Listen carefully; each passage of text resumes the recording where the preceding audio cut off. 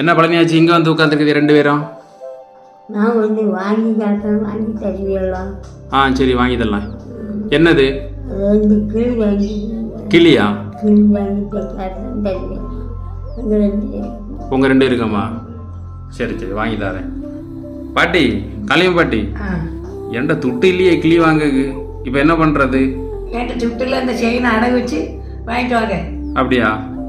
ஆமாம். சரி அப்போ செயினை தாங்க தாங்க. சரி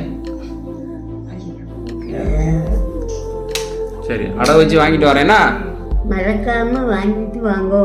சரி பாட்டி வாங்கிட்டு வரலாம். என்ன பழனியாச்சி, கலையும் பாட்டி, என்ன கிளி?